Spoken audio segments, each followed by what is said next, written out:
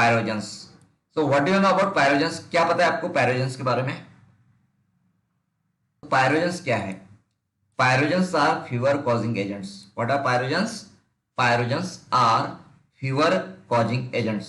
मतलब parental preparations में यदि पायरोजेंस प्रेजेंट रहते हैं तो उसके वजह से फीवर आ सकता है, फीवर हो सकता है। ठीक है। Pyrogenic substances produced by gram-negative bacteria, that is the endotoxins, are most potent. Endotoxin का मतलब क्या है? तो ये पायरोजेंस कब रिलीज होते हैं? तो जब ग्राम नेगेटिव बैक्टीरिया की डेथ हो जाती है, ग्राम नेगेटिव बैक्टीरिया की डेथ हो जाती है और उसकी डेड बॉडी जब ब्रेक हो जाती है, डेड बॉडी ब्रेक होती है, डेड बॉडी का लाइसिस हो जाता है, तो उसके डेड बॉडी में से ये एंडोटॉक्सिन्स बाहर निकलते हैं। तो जब भी हम किसी भी पेरेंटल प्रिपरेशंस का स्टरलाइजेशन करते हैं, स्टरलाइजेशन, तो उस प्रोसेस में बैक्टीरिया की जो डेड बॉडी है, बैक्टीरिया की डेथ होती है और बैक्टीरिया की जो डेड बॉडी है उसका लाइसिस होता है और उसमें से फिर एंडोटॉक्सिन्स बाहर आते हैं। ठीक है। So pyrogenic substances produced by gram-negative bacteria, that is the endotoxins, are most potent. So the release of endotoxins from gram-negative bacteria takes place after death and lysis of the cell. ठीक है। Now properties of pyrogens. So ये important है। Properties क्या है? First, they are lipopolysaccharides. So chemically pyrogens are lipopolysaccharides. ठीक है। Chemically pyrogens क्या है? So chemically they are lipopolysaccharides. Then they are heat resistant. मतलब हीट से उनको कोई फर्क नहीं पड़ता है। They are heat resistant. Okay. Then they are water soluble. They are water soluble. They can pass through bacteria proof filters. जो membrane filtration करते हैं स्टरलाइजेशन के समय या बैक्टीरिया को रिमूव करने के लिए जो फिल्ट्रेशन मेथड अपनाई जाती है, तो उस फिल्ट्रेशन से भी, मेम्ब्रेन फिल्टर से भी ये जो लिपोपॉलीसैकेराइड्स है या फिर पायरोजन है वो पास हो जाता है। So they can pass through bacteria proof filters.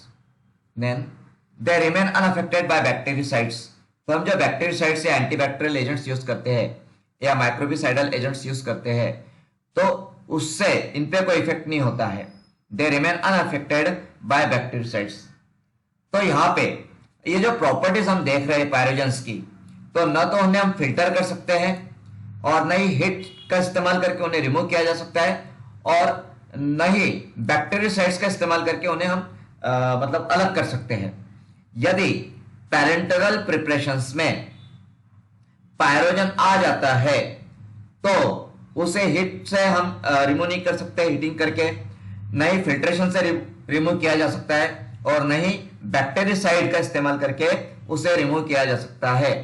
एक बार पायरोजन यदि आ जाता है पैरेंटल प्रिपरेशन में तो उसे रिमूव करना नामुमकिन सा हो जाता है, इम्पॉसिबल होता है।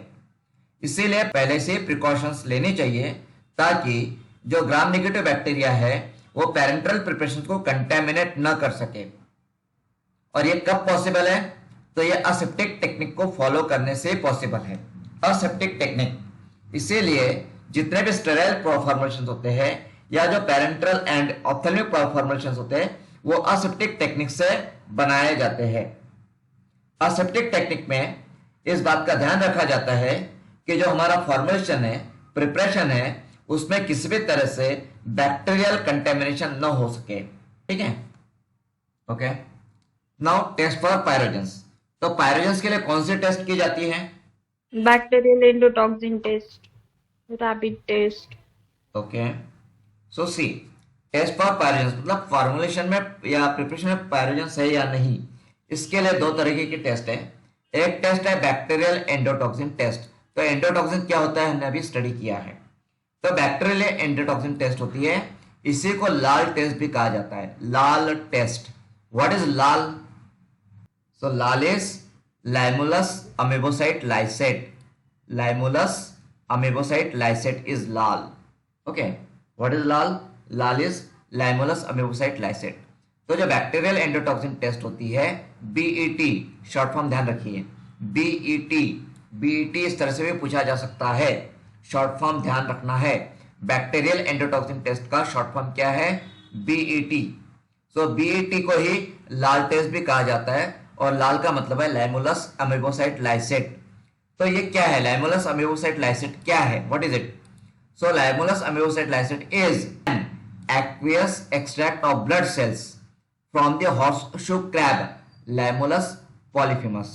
तो ये जो क्रैब है, crab Khekra, crab Limulus polyphemus crab है, इस क्रैब की जो ब्लड सेल्स होती है अमीबोसाइट्स, अमीबोसाइट इसकी ब्लड सेल्स है, तो अमीबोसाइट का एक्वेस एक्सट्रैक्ट, ठीक है, अमीबोसाइट का एक्वेस एक्सट्रैक्ट, तो उसका यूज किया जाता है एंडोटॉक्सिन टेस्ट में, ठीक है। तो जो लाल होता है, तो लाल पायरोजन के साथ में जेल लाइक सब्सटेंस फॉर्म करता है। यदि पैरेंटल फॉर्मुलेशन में पायरोजन प्रेजेंट है और उसमें हम ये लाल ऐड कर रहे हैं, लाइमुलस अमीबोसाइट लाइसेट रिएजेंट जो है, ये रिएजेंट यदि हम ऐड करते हैं तो उसमें जेलिंग हो जाता है, जेल बन जाता है, जेल लाइक सब्सटेंस बन जाता है, ठीक है। तो bacterial endotoxin test, that is the BT test, also known as LAL test, okay. ना इसमें सेकंड टेस्ट है rabbit test, rabbit, so it is also known as sham test. Rabbit test मतलब ही शाम टेस्ट। तो rabbit test that is sham test. So the solution to be tested for pyrogens is injected slowly through marginal vein of ear of rabbits। कौन सी when में, कौन सी when है, marginal when of year of rabbits, ठीक है। So the volume of injection is not less than 0.5 ml per kg and not more than 10 ml per kg of body weight।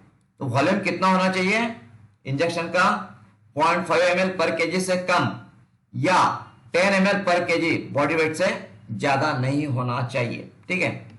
So rectal temperature of the rabbit is measured. कौन सा temperature, rectal temperature. Rectal temperature of the rabbit is measured in the test. So the test is carried out using group of 3 rabbits, okay, 3 rabbits के group पे test की जाती है। Then interpretation of results. तो देखिए, no rabbit shows individual rise in temperature of 0.6 degree centigrade or sum of 3 rabbits rise in temperature does not exceed 1.4 degree centigrade, the preparation under examination passes the test।